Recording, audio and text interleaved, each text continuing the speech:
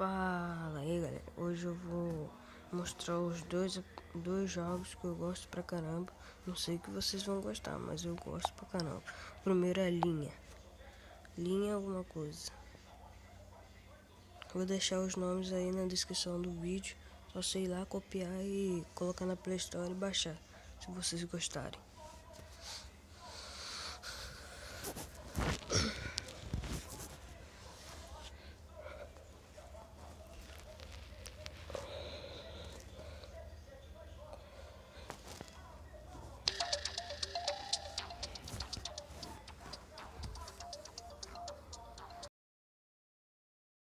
Quando que eu tô gravando, galera.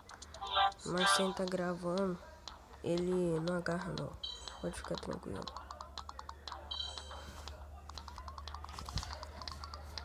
Eu vou jogar só um pouquinho dos dois jogos, só para tutorial não ficar muito, o vídeo não ficar muito grande.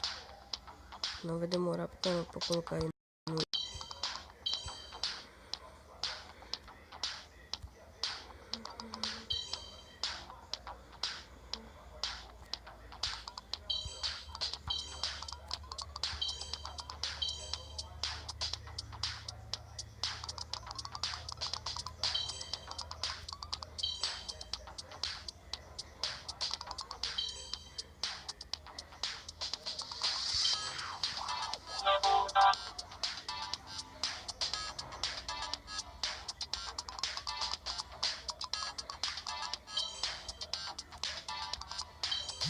Aí, galera,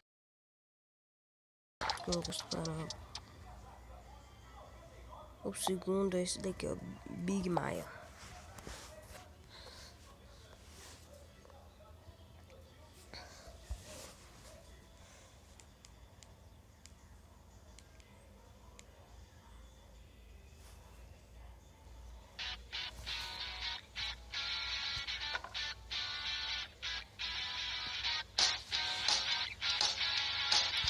Ele é legalzinho, gostei dele pra caramba, galera.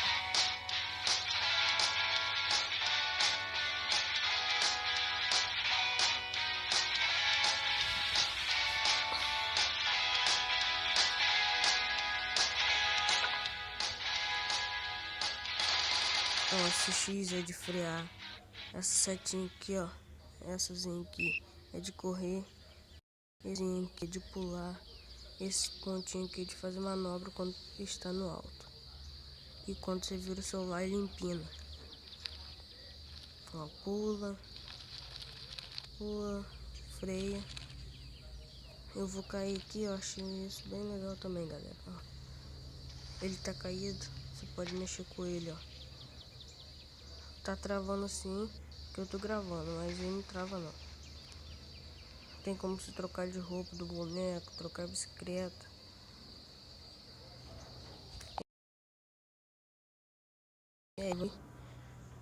E valeu.